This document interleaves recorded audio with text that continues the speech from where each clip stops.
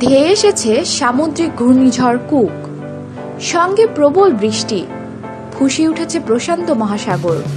আকাশ কালো করে নেমে এসেছে প্রবল বিপর্যয়ের আশঙ্কা।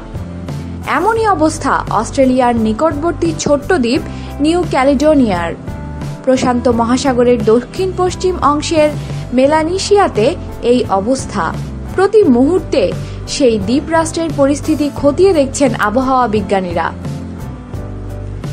তাদের ধারণা, বিশাল শক্তি নিয়ে ঘূর্ণিঝড় কুক আছড়ে পড়ছে নিউ ক্যালিডোনিয়ার উপর। ছোট্ট রাষ্ট্রদ্বীপ জুড়ে জারি হয়েছে বিপর্যয় সংকেত।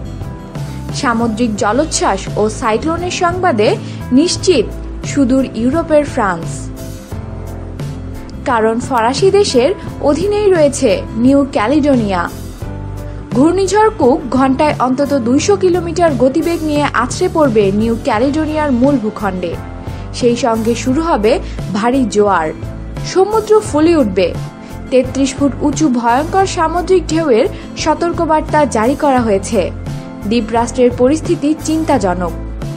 প্রতিকূল পরিবেশ থাকায় রাজধানী নোমিয়া থেকে সব রকম বিমানের উড়ান বাতিল করা হয়েছে।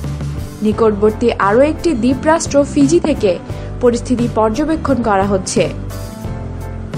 আবহাওয়া বিজ্ঞানীরা জানিয়েছেন, সামুদ্রিক ঘূর্ণিঝড় কুক প্রবল শক্তি নিয়ে প্রশান্ত মহাসাগরে অস্ট্রেলিয়া উপকূলের দিকে ধেয়ে আসছে।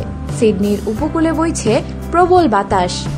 সমুদ্রে স্নান করতে জারি হয়েছে নিষেধাজ্ঞা। জানা গেছে, এই ঝড়ের পরবর্তী লক্ষ্য নিউজিল্যান্ড। দুই দেশেই জারি হয়েছে বিশেষ সতর্কবার্তা। আমাদের সাথেই থাকুন আর সাবস্ক্রাইব করুন।